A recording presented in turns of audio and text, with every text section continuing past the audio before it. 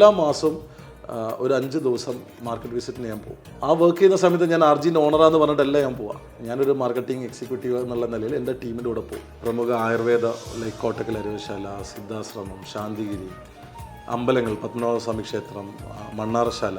ഇപ്പോൾ ഇൻസ്റ്റിറ്റ്യൂഷൻ സെയിലായിരുന്നു നമ്മളെ major sales. ഇനി അല്ലെങ്കിൽ പോലും പ്രൊഡക്റ്റ് ഇല്ലെങ്കിൽ ഒരു കസ്റ്റമറെ വിളിച്ചു കഴിഞ്ഞാൽ നമ്മൾക്കൊരു 15 മിനിറ്റ്സ് മാക്സിമം ഒരു ഹാഫ് ആൻ അവറിനുള്ളിൽ നമ്മളെ പ്രൊഡക്ട്സ് എത്തിക്കാനുള്ള നെറ്റ്വർക്ക് നമുക്കുണ്ട്. ഒരു എക്സ്റ്റേണൽ വ്യക്തികളെ ഞങ്ങൾ ഇൻവോൾവ് ചെയ്യാൻ സമ്മതിക്കില്ല. ഞങ്ങളെ വീട്ടിലോ ബിസിനസ്സിലോ കാര്യങ്ങൾ ഞങ്ങൾ 4 ആൾക്കാരാണ് തീരുമാനങ്ങൾ എടുക്കുക. അത് പുറത്തുനിന്ന് ഒരാളെ സംസാരം കേട്ടിട്ടോ ഒരു ഇൻഫ്ലുവൻസിലോ ഞങ്ങൾ ചെയ്യില്ല. അതുകൊണ്ട് തന്നെ ഞങ്ങൾ എടുത്ത തീരുമാനങ്ങൾ ദൃഢമായിരിക്കും, അത് മാറില്ല.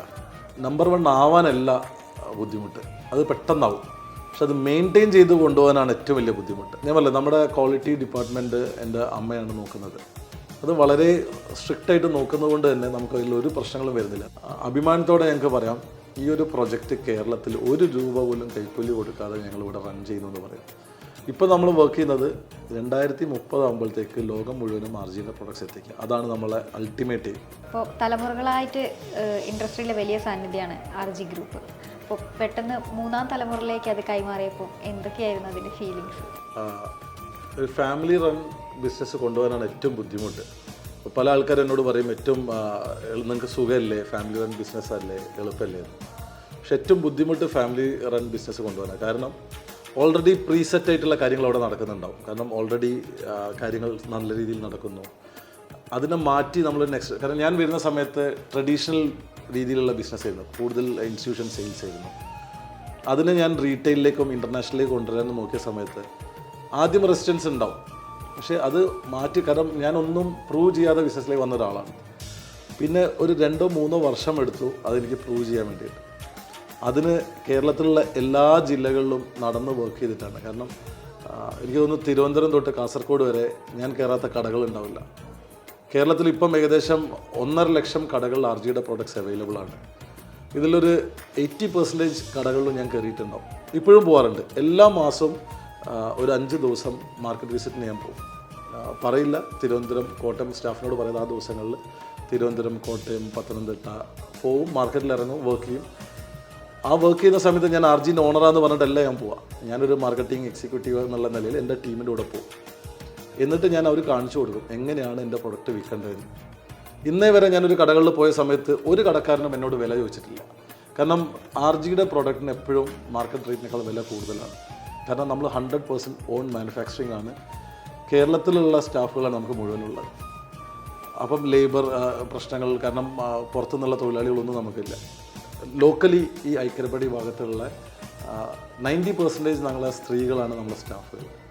സോ അതുകൊണ്ട് തന്നെ നമുക്ക് ഓപ്പറേഷൻ കോസ്റ്റ് കൂടുതലാണ്. അതുകൊണ്ടാണ് നമ്മളെ പ്രൈസ് ഭയങ്കര കൂടുതലാവാൻ കാരണം. ഓപ്പറേഷൻ കോസ്റ്റ് നമുക്ക് കൂടുതലാണ്. ഞാൻ മാർക്കറ്റിൽ പോകുമ്പം ഒരു സ്ഥലത്തുനിന്നും ആരും റേറ്റ് ചോദിക്കാറില്ല. നമ്മളൊരു പേഴ്സണൽ ബോണ്ട് ഉണ്ടാക്കുമ്പോഴും അല്ലെങ്കിൽ അവരായിട്ട് കണക്ട് ചെയ്യുമ്പം പ്രൈസ് ഒരു പ്രശ്നമല്ല. പിന്നെ ഒരു ബ്രാൻഡ്, ഒബ്വിയസ്ലി ഒരു ബ്രാൻഡാണ്. ഇപ്പോഴും അത് പോകുന്നതുകൊണ്ട് തന്നെ ഓരോ ജില്ലകളിലുള്ള പ്രശ്നങ്ങൾ കറക്റ്റായിട്ട് എനിക്ക് അറിയാൻ പറ്റുന്നുണ്ട്. അപ്പം പുതിയ തലമുറയിൽ ഇപ്പോൾ എക്സിസ്റ്റിംഗ് ഉള്ള ബിസിനസ്സിൽ നിന്ന് മാറി ഒരു ന്യൂ ജനറേഷൻ ഒരാൾ ഞാൻ വന്ന സമയത്ത് ഞാൻ ഫേസ് ചെയ്ത ഏറ്റവും വലിയ ഇഷ്യൂ അതായിരുന്നു. അത് സ്റ്റീരിയോ ടൈപ്പ് ബിസിനസ് മാറ്റി ന്യൂജൻ ആക്കുക എന്നുള്ളതായിരുന്നു ഏറ്റവും വലിയ ബുദ്ധിമുട്ട്. പക്ഷേ ലക്കിലി എൻ്റെ പാരൻസ് ഭയങ്കര സപ്പോർട്ടീവായിരുന്നു. അവർ ഒന്നിനും നോ പറയാറ്, കാരണം വിഷ്ണു എന്ന് പറഞ്ഞ വ്യക്തിയിൽ അവർ ട്രസ്റ്റ് കാണിച്ചതുകൊണ്ട് തന്നെ കംപ്ലീറ്റ് ഡാറ്റ ഡ്രിവൺ ആണ് നമ്മളെ സിസ്റ്റം, എൻറ്റയർ സിസ്റ്റം. എനിക്ക് ഓഫീസിൽ വരേണ്ട ആവശ്യമൊന്നുമില്ല, എല്ലാം ഡാറ്റ ഡ്രിവൺ ആണ്. എനിക്കൊരു ഫോണോ അല്ലെങ്കിൽ ഒരു ലാപ്ടോപ്പോ ഒരു ടി വിയോ കിട്ടിയ എൻ്റെ ഓഫീസാണ്. അതൊരു 15 വർഷം മുന്നേ നമ്മൾ ചെയ്തിട്ടുണ്ട്. ഒരു 15 ഇയേഴ്സ് ബാക്ക് തന്നെ നമ്മൾ കംപ്ലീറ്റ് ഡാറ്റ ഡ്രിവൺ ആക്കിയിട്ടുണ്ട്. അപ്പം ബുദ്ധിമുട്ടാണ് ഫാമിലി റൺ ബിസിനസ് കൊണ്ടുപോകാൻ. കാരണം ഞങ്ങൾ 3 പേർക്കും, ഞാൻ, അച്ഛൻ, അമ്മ, എൻ്റെ വൈഫ്, ഞങ്ങൾ 4 പേരുമാണുള്ളത്. എൻ്റെ ഫാദർ ഫിനാൻസ് നോക്കുന്നു, പർച്ചേസ്, റോ മെറ്റീരിയൽ പർച്ചേസ് നോക്കുന്നു. അമ്മ production side, day to day activities, staff welfare എല്ലാം അമ്മ നോക്കുന്നു. എൻ്റെ ബാക്ക് എൻഡ് ഓഫീസ് എൻ്റെ വൈഫ് നോക്കുന്നു, നമ്മളെ സെയിൽസ് റിലേറ്റഡ് കാര്യങ്ങൾ. കാരണം ഞാൻ അധികം ട്രാവലിംഗ് ആയിരിക്കും. അപ്പോൾ എൻ്റെ വൈഫാണ് സെയിൽസ് കാര്യങ്ങളൊക്കെ, ഓപ്പറേഷൻസ്, ബാക്ക് എൻഡ് ഓഫീസുകൾ ചെക്ക് ചെയ്യുന്നത്. ഞാൻ പറഞ്ഞു, നമ്മൾ ഇൻസ്റ്റിറ്റ്യൂഷൻ സെയിൽസ് ആയിരുന്നു മെയിൻലി. നമ്മൾ കേരളത്തിലുള്ള പ്രമുഖ ആയുർവേദ ലൈക്ക് കോട്ടക്കൽ അരുവശാല, സിദ്ധാശ്രമം, ശാന്തിഗിരി, അമ്പലങ്ങൾ, പത്മനാഭസ്വാമി ക്ഷേത്രം, മണ്ണാറശാല. ഇപ്പോൾ ഇൻസ്റ്റിറ്റ്യൂഷൻ സെയിലായിരുന്നു നമ്മളെ മേജർ സെയിൽസ്. അത് നമ്മൾ റീറ്റെയിൽ സെഗ്മെൻറ്റിലേക്ക് കിടക്കുമ്പോൾ നമ്മൾ കോഴിക്കോട് മാത്രമായിരുന്നു നമ്മൾ ആദ്യം ഉണ്ടായിരുന്നത്. കോഴിക്കോട് നമ്മൾ ആദ്യം മലബാർ റീജിയൻ കവർ ചെയ്തു, പിന്നെ നോർത്ത് സൈഡ്, സെൻട്രൽ കേരള. ഇപ്പം തിരുവനന്തപുരം തൊട്ട് കാസർഗോഡ് വരെ 1.5 ലക്ഷം കടകൾ, ചെറിയ കാര്യമല്ല, ഏകദേശം 450ഓളം ഡിസ്ട്രിബ്യൂട്ടേഴ്സ്. ഇപ്പം ഏറ്റവും ഇൻസ്റ്റൻ്റായിട്ട് സാധനങ്ങൾ എത്തുന്ന ഒരു കാലമാണ്. ഏകദേശം 1.5 ലക്ഷം കടകളിൽ നമ്മൾ RG പ്രൊഡക്ട്സ് അവൈലബിൾ ആണ്. ഇനി അല്ലെങ്കിൽ പോലും പ്രൊഡക്റ്റ് ഇല്ലെങ്കിൽ ഒരു കസ്റ്റമറെ വിളിച്ചു കഴിഞ്ഞാൽ നമ്മൾക്കൊരു 15 മിനിറ്റ്സ് മാക്സിമം ഒരു ഹാഫ് ആൻ അവറിനുള്ളിൽ നമ്മളെ പ്രൊഡക്ട്സ് എത്തിക്കാനുള്ള നെറ്റ്വർക്ക് നമുക്കുണ്ട്. കാരണം അക്രോസ് കേരള നമ്മൾ 100ഓളം സ്റ്റാഫ് നമുക്ക് വർക്ക് ചെയ്യുന്നുണ്ട്. ഇപ്പം നല്ലെണ്ണ കൂടാതെ ഇപ്പോൾ നമ്മൾ പുതിയ പ്രൊഡക്ട്സ് കുറേ ആഡ് ഓൺ ചെയ്തു. നമ്മൾ കേരള മാർക്കറ്റിൽ കായം ചെയ്യുന്നുണ്ട്, സർബത്ത് ഉണ്ട്, ഇനി നമ്മൾ ഫ്രോസൺ വെജിറ്റബിൾസ് വരുന്നുണ്ട്. അതുകൂടാതെ പുട്ടുപൊടി, എക്സ്പോർട്ടിലാണെങ്കിൽ പാലക്കാട് മട്ട റൈസ് വരുന്നുണ്ട്, മസ്റ്റർഡ് ഓയിൽ. ഒരു 30-40ഓളം വെറൈറ്റീസ് ഓഫ് പ്രൊഡക്ട്സ് ഉണ്ട്. എക്സ്പോർട്ടിൽ സ്നാക്സ് ഉണ്ട്. ഇപ്പം കേരള മാർക്കറ്റിൽ നമ്മൾ റീസെൻ്റ്ലി നമ്മൾ സ്നാക്സ് ലോഞ്ച് ചെയ്തു. നമ്മളൊരു 100 വേരിയൻ്റ് ഓഫ് പ്രൊഡക്ട്സ് ഇറക്കാനാണ് നമ്മളൊരു പ്ലാൻ ഉള്ളത് വിത്തിൻ ഒരു 2 ഇയേഴ്സിൻ്റെ ഉള്ളിൽ. തലമുറ കൈമാറ്റം വരുമ്പോൾ എല്ലാ കമ്പനികളിലും പല മാറ്റങ്ങളുണ്ടാവും. അപ്പം ഈ ഒരു ഫാമിലി ബിസിനസ്സിലോട്ട് കടന്നപ്പോൾ എന്തൊക്കെയായിരുന്നു കോൺട്രിബ്യൂഷൻസ്? ഞാൻ പറഞ്ഞില്ല, ഞങ്ങൾ 4 പേരാണ്. ഞങ്ങൾ 4 പേരും 4 വ്യത്യസ്ത ചിന്താഗതിയുള്ള ആൾക്കാരാണ്, 4 വ്യത്യസ്ത അഭിപ്രായങ്ങളുള്ള ആൾക്കാരാണ്. അപ്പം എൻ്റെ തോട്ട്സ് ചിലപ്പം ബാക്കി 3 പേർക്കും യോജിക്കാൻ പറ്റാത്തുണ്ടാവും, അവരുടെ തോട്ട്സ് ചിലപ്പോൾ എനിക്ക് യോജിക്കാൻ പറ്റാത്തുണ്ടാവും. പക്ഷെ ഞങ്ങൾ ഇരുന്ന് അത് ഒറ്റ തീരുമാനത്തിലേക്ക് എത്തിക്കും. അതാണ് ഞങ്ങളുടെ വിജയം. കാരണം ഞാൻ പറഞ്ഞില്ല, പല അഭിപ്രായങ്ങൾ ഈ സംസാരിക്കാതെ നിൽക്കുമ്പോഴാണ് ഈഗോ കാര്യങ്ങളെല്ലാം വരുന്നത്. അപ്പോൾ എന്നെ സംബന്ധിച്ചിടത്തോളം എനിക്ക് ഒരിക്കലും RGയിൽ 1ാം സ്ഥാനത്തിൽ എത്തണമെന്ന് എനിക്ക് ആഗ്രഹമില്ല. ഞാനെപ്പോഴും 3ാം സ്ഥാനത്താണ് നിൽക്കുന്നത്. ചെയർമാൻ ആയിട്ട് അച്ഛനുണ്ട്, മാനേജിങ് ഡയറക്ടറായിട്ട് അമ്മയുണ്ട്, എക്സിക്യൂട്ടീവ് ഡയറക്ടറായിട്ട് ഞാൻ 3ാം സ്ഥാനത്ത്. എന്ന് ഞാനത് 1ാം സ്ഥാനത്ത് 2ാം സ്ഥാനത്ത് എത്തണം എന്ന് ഞാൻ വിചാരിക്കുന്നു, അന്ന് ഈ പറഞ്ഞ പ്രശ്നങ്ങളൊക്കെ ഉണ്ടാവും. അതൊരിക്കലും എനിക്ക് ആഗ്രഹിക്കാത്ത കാലം സ്മൂത്തായിട്ട് കാര്യങ്ങൾ പോകും. പക്ഷേ എല്ലാ ദിവസവും ഞങ്ങൾ വീട്ടിൽ ഒരു അരമണിക്കൂർ ഞങ്ങൾ എല്ലാവരും ഒരുമിച്ചിരിക്കും. അതിലൊരു 15 മിനിറ്റ് ഞങ്ങളതിൽ കച്ചവടം സംസാരിക്കും. ഈ 15 മിനിറ്റിൻ്റെ ഇടയിൽ ഞങ്ങൾ അടികൂടും, തെറ്റി പിണങ്ങി ഇറങ്ങിപ്പോവും. പക്ഷെ 15 മിനിറ്റ് കഴിഞ്ഞാൽ അമ്മ ഒരു മീഡിയേറ്ററായിട്ട് നിൽക്കും. 15 മിനിറ്റ് കഴിഞ്ഞാൽ ഒരു തീരുമാനത്തിലേക്ക് അമ്മ എത്തും. ആ അമ്മ എത്തുന്ന തീരുമാനമാണ് ഞങ്ങളുടെ ഫൈനൽ തീരുമാനം. അത് നമ്മൾ പിന്നെ ഒരു എക്സ്റ്റേണൽ വ്യക്തികൾ ഞങ്ങൾ ഇൻവോൾവ് ചെയ്യാൻ സമ്മതിക്കില്ല. ഞങ്ങളെ വീട്ടിലോ ബിസിനസ്സിലോ കാര്യങ്ങൾ ഞങ്ങൾ 4 ആൾക്കാരാണ് തീരുമാനങ്ങൾ എടുക്കുക. അത് പുറത്തുനിന്ന് ഒരാളെ സംസാരം കേട്ടിട്ടോ ഒരു ഇൻഫ്ലുവൻസിലോ ഞങ്ങൾ ചെയ്യില്ല. അതുകൊണ്ട് തന്നെ ഞങ്ങൾ എടുത്ത തീരുമാനങ്ങൾ ദൃഢമായിരിക്കും, അത് മാറില്ല. GCC കൺട്രീസിൽ ഓൾമോസ്റ്റ് 64%-ലധികം കോൺട്രിബ്യൂഷൻ ഉണ്ട് RG ഗ്രൂപ്പിന്. അപ്പം കേരളത്തിൽ നിന്ന് തുടങ്ങിയിട്ടുള്ള ഒരു കമ്പനി അത്രത്തോളം വളർച്ചയെത്തിയപ്പോൾ എന്തായിരുന്നു? GCC കൺട്രിയിൽ UAE-യിലാണ് നമുക്ക് ഏറ്റവും കൂടുതൽ സ്ട്രോങ് മാർക്കറ്റ് ഉള്ളത്. അതിന് ഏറ്റവും വലിയൊരു പങ്ക് അൽതൈബ് എന്ന് പറഞ്ഞ ഡിസ്ട്രിബ്യൂട്ടറാണ്. അൽതൈബ് ലുലുവിൻ്റെ പാരൻറ്റ് കമ്പനിയാണ്. ലുലുവിൻ്റെ യൂസഫ് അലി സർ തുടങ്ങിയ സ്ഥാപനമാണ് അൽതൈബ്. ഡിസ്ട്രിബ്യൂഷൻ നെറ്റ്വർക്കാണ്. ഒരുവിധം ലീഡിങ് ബ്രാൻഡ്സ് കേരളത്തിൽ നിന്നുള്ളതും ഇന്ത്യയിലുള്ളതും എബ്രോഡുള്ള എല്ലാ ബ്രാൻഡ്സും അവർ ചെയ്യുന്നുണ്ട്. അവരുടെ ഒരു സ്ട്രെങ്ത്താണ് RGക്ക് 64% മാർക്കറ്റ് ഷെയർ കിട്ടാനുണ്ടായ കാരണം. ഒന്ന്, നമ്മളെ സ്ട്രോങ് സപ്പോർട്ടുണ്ട്. അതോടൊപ്പം അവർക്ക് നല്ല നെറ്റ്വർക്ക് അക്രോസ് GCC എല്ലാ നുക്കൻ കോർണറിലെ കടകളിൽ ഇവർ സപ്ലൈ ചെയ്യുന്നുണ്ട്. പിന്നെ ഒന്നാമത് ലുലു ആണല്ലോ, ലുലു അത്രയും സ്ട്രോങ് ആണല്ലോ. അത് എൻ്റയർ ടീം, അൽതൈബിൻ്റെ എൻ്റയർ ടീം. കാരണം ഞാൻ എങ്ങനെ എൻ്റെ RGനെ ഞാൻ നോക്കുന്നു, ഞാൻ എപ്പോഴും പറയും എൻ്റെ കുട്ടിയാണ്, എൻ്റെ ബേബിയാണ്.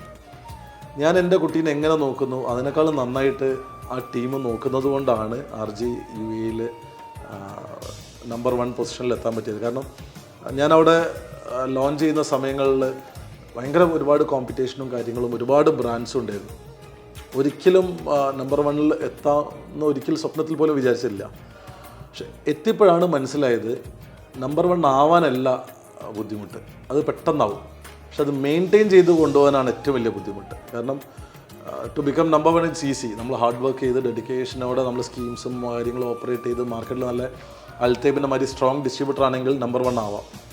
പക്ഷെ അത് മെയിൻറ്റെയിൻ ചെയ്ത് കൊണ്ടുപോകാൻ, കാരണം നമ്മൾ നമ്പർ 1 ആയിട്ടുണ്ടെങ്കിൽ നമ്മൾ കോമ്പറ്റേറ്റർ അതേമാതിരി ആവാൻ പ്രയത്നിക്കുന്ന ആൾക്കാരായിരിക്കും. നമ്മളെപ്പോഴും വിജിലൻ്റായിട്ട് മാർക്കറ്റ് റിസർച്ച് ചെയ്ത് മാർക്കറ്റിലെ ഓരോ പൾസും അറിഞ്ഞാൽ മാത്രമേ നമുക്ക് മെയിൻറ്റെയിൻ ചെയ്ത് നിൽക്കാൻ പറ്റുള്ളൂ. ഈ ഫുഡ് ഇൻഡസ്ട്രി എന്ന് പറയുമ്പോൾ ഒരുപാട് ചാലഞ്ചസും ഒക്കെ അടങ്ങിയിട്ടുള്ളതാണ്. അപ്പം എന്തൊക്കെ പുതിയ പുതിയ ടെക്നിക്കുകൾ അല്ലെങ്കിൽ ന്യൂജനായിട്ട് വരുമ്പോൾ പുതിയ പുതിയ ടെക്നിക്കുകൾ, അപ്പോൾ അതൊക്കെ എങ്ങനെയാണ് വീട്ടിൽ?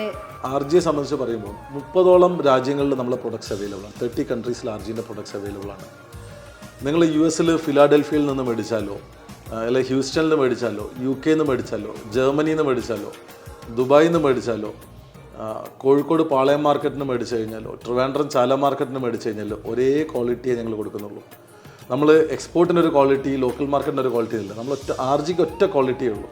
അത് വേൾഡ് വൈഡ് എവിടെ നിന്ന് കൊണ്ട് എടുത്തു കഴിഞ്ഞാലും ഒറ്റ ക്വാളിറ്റിയാണ് നമ്മൾ മെയിൻറ്റെയിൻ ചെയ്യുന്നത്. ഞാൻ പറഞ്ഞില്ല, നമ്മുടെ ക്വാളിറ്റി ഡിപ്പാർട്ട്മെൻറ്റ് എൻ്റെ അമ്മയാണ് നോക്കുന്നത്. അത് വളരെ സ്ട്രിക്റ്റായിട്ട് നോക്കുന്നത് കൊണ്ട് തന്നെ നമുക്ക് അതിലൊരു പ്രശ്നങ്ങളും വരുന്നില്ല. നമ്മൾ ക്വാളിറ്റി വൈസ് എല്ലാ ടെസ്റ്റുകളും നമുക്ക് എക്മാർക്ക് ഉണ്ട്, FDA ഉണ്ട്, ISO ഉണ്ട്, എല്ലാ ഒരു ഫുഡ് ഇൻഡസ്ട്രിക്ക് വേണ്ട എല്ലാ ഫെസിലിറ്റീസും അല്ലെങ്കിൽ എല്ലാ അക്രഡിറ്റേഷൻസും നമ്മളെ കയ്യിലുണ്ട്. ഗവൺമെൻറ്റിൻ്റെ, സെൻട്രൽ ഗവൺമെൻറ് എക്മാർക്ക് സർട്ടിഫിക്കേഷൻസ് ഉണ്ട്. അപ്പം അങ്ങനെ ക്വാളിറ്റി മെയിൻറ്റെയിൻ ചെയ്യുന്നതുകൊണ്ട് തന്നെ നമുക്കും ധൈര്യമായിട്ട് നമുക്ക് ഇരിക്കാം. ഇപ്പം കേരളത്തിലാണെങ്കിലും ഏത് ഫുഡിൻ്റെ ആൾക്കാരെടുത്തു കഴിഞ്ഞാൽ ഞങ്ങൾക്കൊരു കുഴപ്പമില്ല. കാരണം നമ്മൾ കറക്റ്റായിട്ട് എല്ലാ പാരാമീറ്റേഴ്സും നമ്മൾ മീറ്റ് ചെയ്യുന്നതുകൊണ്ട് തന്നെ നമുക്കൊരു പ്രശ്നങ്ങളും ഇതുവരെ ഉണ്ടായിട്ടില്ല. വലിയൊരു ബ്രാൻഡാണ് RG ഗ്രൂപ്പ്. പതിറ്റാണ്ടുകളായിട്ട് ജനങ്ങളുടെ മനസ്സിലേക്ക് ആഴ്ന്നിറങ്ങിയിട്ടില്ല. അപ്പോൾ വലിയ പരിചയപ്പെടുത്തുകളോ പരസ്യങ്ങളോ ഒന്നും ആവശ്യമില്ല. പക്ഷേ പരസ്യങ്ങളിൽ വലിയൊരു മാറ്റം കാണുന്നുണ്ട്. ഈ പരസ്യങ്ങളുടെ മാറ്റം മനഃപൂർവ്വമായിട്ട് അതിനകത്ത് ഇൻവോൾവ് ചെയ്തതാണോ? പരസ്യങ്ങൾ എന്ന് പറഞ്ഞു കഴിഞ്ഞാൽ ഞാൻ എൻ്റെ ബിസിനസ്സിലേക്ക് വന്ന സമയത്ത് ആദ്യ കാലങ്ങളിൽ ഞാൻ ഒരുപാട് TV പരസ്യങ്ങളും കാര്യങ്ങളെല്ലാം ചെയ്യാറുണ്ടായിരുന്നു. ഇപ്പോഴും ചെയ്യുന്നുണ്ട്. പക്ഷേ ഇപ്പോൾ നമ്മളത് കുറച്ചു. കാരണം നമ്മൾക്കിപ്പോൾ നമ്മളെ പ്രൊഡക്ഷൻ മാക്സിമത്തിലാണുള്ളത്. കാരണം നമ്മൾ ഫുൾ ടൈം നമ്മൾ വർക്ക് കാര്യങ്ങളെല്ലാം നടക്കുന്നുണ്ട്. കാരണം ബിസിനസ് എക്സ്പാൻഡ് ചെയ്യണമെങ്കിൽ, കാരണം കച്ചവടം കുറഞ്ഞാലാണ് നമ്മൾ പരസ്യം ചെയ്യേണ്ടത്. നമുക്കതിൻ്റെ ആവശ്യമില്ല. നമുക്ക് സർപ്ലസ് ആയിട്ട് നമുക്ക് കച്ചവടം ഉണ്ട്. പിന്നെ നമ്മൾ പരസ്യം ചെയ്തിട്ട് ഒരുപാട് ഓൾറെഡി നമ്മളെ മാർക്കറ്റ് പ്രൊഡക്ട്സിനേക്കാളും വില കൂടുതലാണ്. ഇനി പരസ്യം ചെയ്തിട്ട് നമ്മൾ കുറച്ചും കൂടി ഒരു ബഡ്ജറ്റ് അതിൻ്റെ ഉള്ളിൽ കയറ്റാൻ ഞങ്ങൾക്ക് താല്പര്യമില്ല. അതുകൊണ്ട് തന്നെയാണ് ഇപ്പം പരസ്യങ്ങൾ നമ്മൾ ചെയ്യാതെ നിൽക്കുന്നത്. പക്ഷേ എന്നാലും നമ്മൾ സോഷ്യൽ മീഡിയ, കാരണം ഇന്നത്തെ ഏറ്റവും ട്രെൻഡിങ് ആയിട്ടുള്ള സാധനം ഈവൻ സാറ്റലൈറ്റ് ചാനൽസിനേക്കാളും കൂടുതൽ ഇപ്പം സോഷ്യൽ മീഡിയകൾക്കുണ്ട്. സാറ്റലൈറ്റ് ചാനൽസ് മോശം എന്നല്ല, സാറ്റലൈറ്റ് ചാനലിൻ്റെ അതിൻ്റെതായ ഇമ്പോർട്ടൻസ് ഉണ്ട്. പക്ഷേ സോഷ്യൽ മീഡിയ സാധനങ്ങളാണ് ഇപ്പം കൂടുതൽ നമ്മൾ പ്രൊമോട്ട് ചെയ്യുന്നത്. എല്ലാവർക്കും അറിയുന്ന ഒരു ബ്രാൻഡാണ് RG ഗ്രൂപ്പ്. പക്ഷേ ഈ RGക്ക് പിന്നിലുള്ള ഫുൾ നെയിം ആർക്കും അങ്ങനെ അറിയാമത്, അതെന്താണ്? RG എന്ന് പറഞ്ഞു കഴിഞ്ഞാൽ എൻ്റെ ഗ്രേറ്റ് ഗ്രാൻഡ് ഫാദർ, എൻ്റെ RGയുടെ ഫൗണ്ടറിൻ്റെ ഫാദർ, എൻ്റെ ഗ്രാൻഡ് ഫാദർ ഗോപാലൻ, മുടുവിൽ ഗോപാലൻ. അവരുടെ അച്ഛൻ്റെ പേരാണ് രാരിച്ചൻ. അതുകൊണ്ട് രാരിച്ചൻ ഗോപാലൻ, അതാണ് ഈ RG എന്ന് പറയുന്നത്. ഒരു ചക്കിലാട്ടിയ എണ്ണയിൽ നിന്ന് തുടങ്ങിയപ്പോൾ ഒരുപാട് പ്രോഡക്റ്റുകളിലേക്ക് വ്യാപിച്ചെടുക്കണം. അപ്പോൾ എന്തൊക്കെയാണ് കൂടുതലായിട്ടും ഫോക്കസ് ചെയ്യുന്ന പ്രോഡക്റ്റുകൾ? നമ്മൾ ജിഞ്ചിലി ഓയിൽ, നല്ലെണ്ണ, ഈ നല്ലെണ്ണ എള്ളെണ്ണ രണ്ട് കാര്യങ്ങൾ പറയും. കാരണം നമ്മൾ ഈ മലബാർ സൈഡിലേക്ക് എള്ളെണ്ണ എന്ന് പറയും, തിരുവനന്തപുരം സൈഡിലേക്ക് അല്ലെങ്കിൽ എറണാകുളം വിട്ട് കഴിഞ്ഞാൽ നല്ലെണ്ണ എന്ന് പറയും. ഇതാണ് നമ്മുടെ ഫ്ലാഗ്ഷിപ്പ് പ്രോഡക്റ്റ്. ഇതിന് ശേഷം നമ്മൾ സ്റ്റാർട്ട് ചെയ്തത് കായമാണ്, കൂട്ടുപെരുങ്കായം. പിന്നെ നമ്മൾ ഏകദേശം ഒരു വർഷം അത് മാത്രമേ ചെയ്തിട്ടുള്ളൂ. അതിനുശേഷം നമ്മൾ നന്നാരി സർബത്ത്. പിന്നെ നമ്മൾ എക്സ്പോർട്ടിൽ നമ്മൾ കൂടുതൽ ഫോക്കസ് ചെയ്യാൻ തുടങ്ങിയപ്പോഴാണ് നമ്മൾ like rice, mustard oil, frozen vegetable, frozen snacks. ഈ ഫ്രോസൺ സ്നാക്സ് എന്ന് പറയുമ്പോൾ നമ്മളെ നാട്ടിലെ ട്രഡീഷണൽ സ്നാക്സ്, കുമ്പിളപ്പം, അച്ചപ്പം, പഴംപൊരി, പഴം പുഴുങ്ങിയത്, ഉഴുന്നുവട, ഇങ്ങനെയുള്ള സാധനം 0 കെമിക്കൽസ്. കാരണം ഫ്രോസൺ ആയിട്ടാണ് നമ്മൾ കൊടുക്കുന്നത്. അപ്പം കേരളത്തിലുള്ള എല്ലാ പ്രൊഡക്ട്സും വേൾഡ് വൈഡുള്ള മലയാളികൾക്ക് എത്തിക്കുക എന്നുള്ളത് നമ്മളൊരു ടാർഗറ്റ് സെറ്റ് ചെയ്തിട്ടുണ്ട്. നമ്മൾ 2030 ആകുമ്പോഴത്തേക്ക് വേൾഡ് വൈഡ് RGയുടെ പ്രൊഡക്ട്സ് എത്തിക്കുക എന്നുള്ളത്. അതായത് എത്നിക് സ്നാക്സ്, ബനാന ചിപ്സ് ആണെങ്കിലും ഫ്രോസൺ വെജിറ്റബിൾസ് എല്ലാം നമ്മൾ 2030 ആകുമ്പോഴത്തേക്ക് വേൾഡ് വൈഡ് എത്തിക്കുക എന്നുള്ളതാണ് നമ്മുടെ പ്ലാൻ. ഓരോ സ്ഥലങ്ങളിലും ഓരോ പ്രോഡക്റ്റിനായിരിക്കുമല്ലോ കൂടുതൽ ഡിമാൻഡ് ഉണ്ടാവുക. അപ്പോൾ എങ്ങനെയാണ് ആ ഒരു മാർക്കറ്റ് കണ്ടെത്തി അവിടെ വേരുറപ്പിക്കുന്നത്? ഇപ്പം നമ്മളിപ്പോൾ പായസം മിക്സ് ചെയ്യുന്നുണ്ട്. ഇപ്പം മലബാർ റീജിയനിലേക്ക് സേമിയ പായസത്തിനാണ് ഏറ്റവും കൂടുതൽ ഡിമാൻഡ് വരുന്നത്. നേരെ മറിച്ച് നോർത്ത് സൈഡിലേക്ക് അല്ലെങ്കിൽ അടപ്പായസത്തിനാണ് കൂടുതൽ വരുന്നത്. തിരുവനന്തപുരം സൈഡാണെങ്കിൽ അടക്കാണെങ്കിൽ വലിയ അട വേണം. പക്ഷേ നമ്മളെ മലബാർ സൈഡിൽ അത് ഷോർട്ട് അട വേണം. അപ്പം അതിൻ്റെതായ പ്രശ്നങ്ങൾ മാർക്കറ്റിൽ കംപ്ലയിൻസും കാര്യങ്ങളൊക്കെ ആയിട്ട് വരും. പക്ഷേ നമ്മളെപ്പോഴും ഒരൊറ്റ നമ്മൾ മലബാറിലേക്ക് വേണ്ടിയിട്ടൊരു സാധനം നോർത്തിലേക്ക് വേണ്ടി അങ്ങനെ നമ്മൾ ചെയ്യുന്നില്ല. നമ്മൾ കോമൺ ഒരു സ്റ്റാൻഡേർഡ് നമ്മൾ സെറ്റ് ചെയ്തിട്ട് നമ്മൾ ചെയ്യുന്നു, അല്ലാതെ വേറെ ഒന്നും ചെയ്യുന്നില്ല. അച്ഛൻ അപ്പൂപ്പന്മാരായിട്ട് കൊണ്ടുവന്നൊരു ലെഗസി ഉണ്ട്. അപ്പം ആ ലെഗസീൻ്റെ അകത്തേക്ക് ആ ബിസിനസ്സിലോട്ട് കടന്നപ്പോൾ എന്തൊക്കെ ചാലഞ്ചസ് ആയിരുന്നു അത് മെയിൻറ്റെയിൻ ചെയ്യാനായിട്ട് ഉണ്ടായിരുന്നത്? എനിക്ക് ഏറ്റവും കൂടുതൽ റെസ്പോൺസിബിലിറ്റി കൂട്ടിയത് ആ ഒരു കാര്യമാണ്. കാരണം ഒരു ലെഗസി, ഗ്രാൻഡ് ഫാദർ സ്റ്റാർട്ട് ചെയ്ത സ്ഥാപനം നല്ല രീതിയിൽ അച്ഛൻ കൊണ്ടുപോയി. അതിന് നെക്സ്റ്റ് ലെവലിൽ കൊണ്ടുപോകുക എന്നുള്ളത്, കാരണം ആൾക്കാർ, ഞാൻ ഒരു 3rd ജനറേഷൻ മെമ്പർ ഫാമിലിയിലേക്ക് ചെയ്യുമ്പോൾ ഒബ്വിയസ്ലി നമ്മളെ നാട്ടിലുള്ള ആൾക്കാർക്ക് ശ്രദ്ധ കൂടും. ഓക്കെ, RG രമേശിൻ്റെ മകൻ ബിസിനസ്സിലേക്ക് വന്നിട്ടുണ്ട്. എന്താണ് കുറേ കാലം നമ്മളെ എന്താ പറയുക, നമ്മൾ നിരീക്ഷണ കണ്ണാടിയിലൂടെ നമ്മളെ നോക്കുന്നൊരു കാലമായിരുന്നു. പക്ഷെ ആദ്യത്തെ 2-3 വർഷം അതുണ്ടായിരുന്നു. പിന്നെ അത് ഓക്കെ, അത് നമുക്ക് സാധാരണ ഒരാൾക്ക് സ്ട്രെയിൻ വരുന്നൊരു സാധനമാണ്. കാരണം എനിക്ക് മനസ്സിലായ ഒരു കാര്യം, കാരണം എപ്പം പോയി കഴിഞ്ഞാലും പല ഫാമിലി ബിസിനസ് നമ്മൾ കാണുന്നതാണ്, ആൾക്കാർ ജഡ്ജ് ചെയ്യുന്നൊരു കാര്യമാണ്.